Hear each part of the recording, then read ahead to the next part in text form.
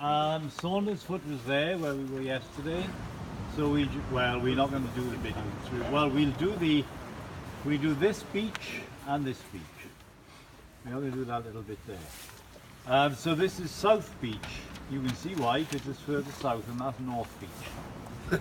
So it's quite logical. Quite simple. And we're on, well, about there, I suppose.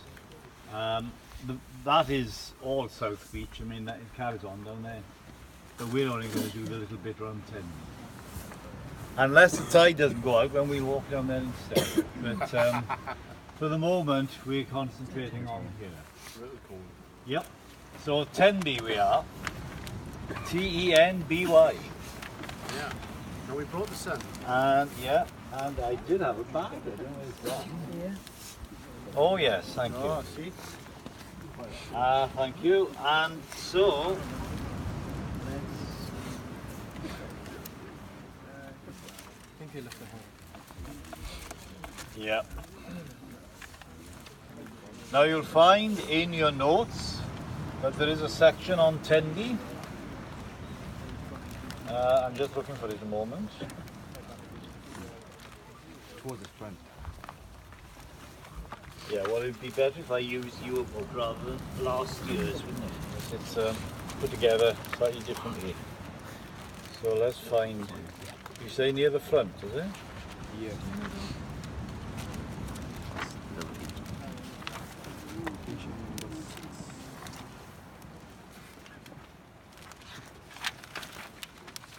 Well, sort of the front third anyway. There we are, Tenby, North and South Beaches. So that's where we are, South Beach.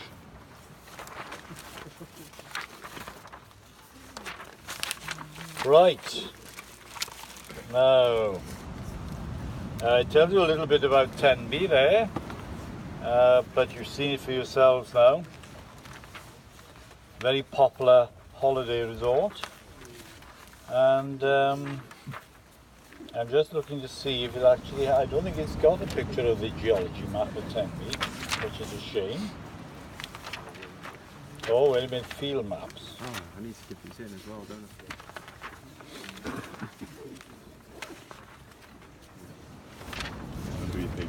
No, I don't think it has got. Okay, well, we'll do without that.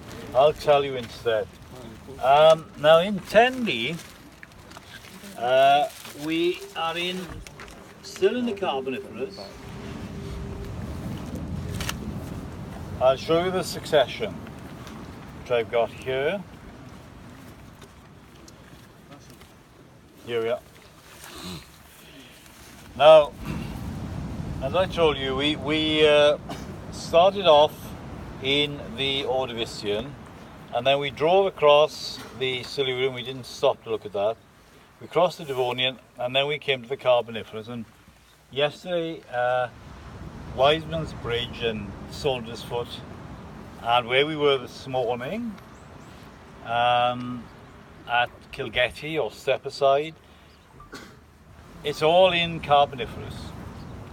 And now here in Tenby, we're still in Carboniferous, but if you look at the rocks, they don't look like the ones we've been seeing as we've walked along the cliff.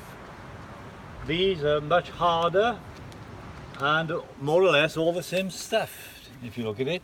Whereas if you remember when we were walking along by Wiseman's Bridge and so on, there were shales and sandstones, and they were all in layers and looking totally different. Well, there's a good reason for it. This is Carboniferous still, but the Carboniferous is divided up into, and you could write this down, at the top of the Carboniferous you have the coal measures. And that's what we've been looking at mainly so far, are the coal measures. And admittedly it was the lower coal measures we've been at, but nevertheless the coal measures, which is the top part of the Carboniferous, the youngest part. That's where all the coal is. Underneath that is what is called the millstone grit. Millstone as in grinding your corn. M-I-L-L-S-T-O-N-E. Millstone grit. G-R-I-T. And we'll see some of that in North Beach. No, we haven't got there yet. And then underneath the millstone grit is the Carboniferous limestone. They are the three main areas or divisions, should I say, of the Carboniferous. They do have more fancy names than that, but we'll stick to those names. The coal measures at the top, the millstone grit, and then the Carboniferous limestone. I'm not spelling that out because I've spelled out Carboniferous half a dozen times already, and it's just Carboniferous with limestone after it. And so that is a very large part of the Carboniferous, actually, very important part of it, and that's what we're at here. This is the Carboniferous limestone, and Darren is now going to prove it to us by applying some acid. Where would you like it, Gareth? And just there, I think Happy that's there? the perfect spot. A bit like me. Yeah, exactly. So, Tell me when you're ready. yes, a photograph would be good. Yeah? I'm Of me not or ready the yet. acid? Are you ready, Gareth? Not quite, it's coming, it's coming. Right, I'm ready. Ready? I'll do slow motion.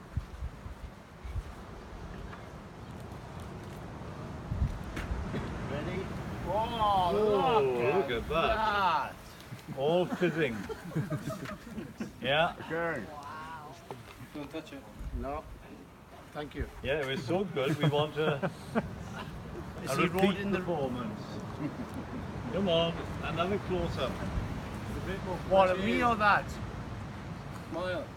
Yeah.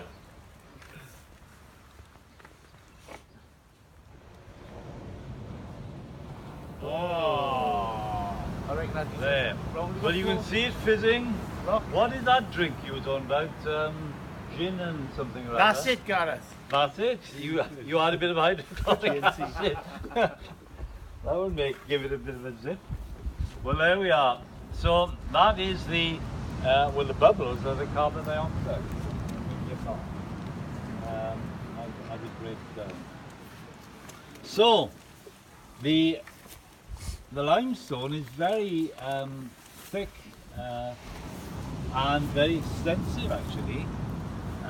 Here it's all we're going to see is along the bay here, but that's pretty extensive in its own right when the tide allows us to walk along, because it's dipping very steeply, and you'll see it's limestone all the way across, so it is very thick, and it forms large parts of Britain, the Carboniferous limestone, in Yorkshire and well, the northern part of England, the Peak District as well. Large parts of the Pennines are made up of limestone, as is the early going from South Wales, from Pontypridd to the Beacons. You cross the limestone there as well. We have it in South Wales too, and of course the big feature of limestone is that it's soluble. We've demonstrated that just then. It's also soluble in rain, not quite as dramatic as that, but rain, when it passes through the atmosphere, becomes slightly acidic. Now, our bodies are attuned to that, because it's all, I mean, that's nothing to do with global warming. No, it's always happened. That as the rain passes through the atmosphere, it becomes very slightly acidic, and so animals outside the future are attuned to that, so it's totally harmless. But when it lands on the limestone, the slight acidity actually dissolves it, as the hydrochloric acid does, but in a much more gentle way. You don't see it bubbling, and it takes longer, but it does do it. And you can see evidence of it here. These, well, these are hardly caves. You'll see a few caves further on, but you can see how they're beginning to develop. And it's because it's soluble. And of course, you get caves. and you get very extensive caves in limestone, and I'm sure you all know of them, Wookey Hole and Cheddar's Gorge, and in South Wales there's some very extensive caves as well, and all over the Peak District in the Yorkshire. So that's what we're looking at now. So the next thing we're going to do is try and decide. We've been talking about joints and bedding, and looking at this cliff, you can see planes in in various directions, and it can be quite difficult to decide which are the bedding planes and which are the joints. Now, in some cases it's very obvious, but here it's not. And to tell the truth, I'm not absolutely certain myself. I think the bedding planes are the ones coming towards us. So this plane coming down here, but at right angles to it are very definite planes as well, like that plane there where the bird had just landed on. I mean, that's at right angles to the plane there. And which is the bedding? Well, it's not absolutely obvious, but I think it's the one coming towards us. So what we're going to do now is measure the dip, and I did get them out of my bag. What is it bag? We keep moving. Oh, I put them on the top. Thank you. Now here we have what are called clinometers. It's a combination of a compass, just like any other compass. So north would apparently be in that direction, and it also measures the angle of dip. And I don't know if you can see, there's a little black arrow there. Those who are close enough will see it anyway, and that allows you to see what the dip is. It's very simple. All you do, somebody got a book I could borrow a moment? We'll do it for real in a second, but you just, there, now that dip is measuring, or that arrow rather, is measuring the dip of the book. Just the angle of it. And that's what we're going to do now in a moment.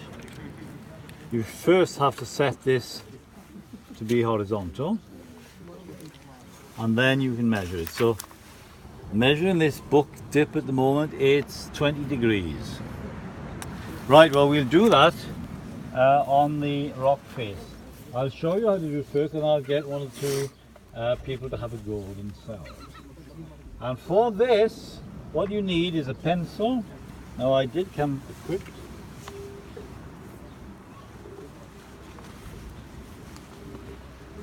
Somebody there? Well, one's there. You need a pencil and a flat surface to lay on the rock, because the rock tends to be a bit rough, as you can imagine. Now we've got our hats on, so we should be safe enough. And anyway, I mean, seriously now, before you do this sort of thing, you do have to look at the cliff and decide, is it safe to do it there? But this is so overgrown that I can't think it's going to be very dangerous to go up to the cliff there. If there was no vegetation on it, I'd be a bit dodgy. I'd be a bit concerned that bits might fall off the top. But unless somebody lobs something over from there, I think we're safe enough. So we'll go and measure a dip. And we won't do the one that Darren has just put the acid on, because that might be a bit dangerous. We'll do this one here. So you lay the book on. Could you just hold the book for me so it doesn't keep moving? You lay a book or some sort of surface like that so that it's smooth, it evens out all the little ups and downs, and then you get your compass, or clinometer I should call it, and you lay it there. Now bear in mind there's a compass, you see, so You put it here so that the compass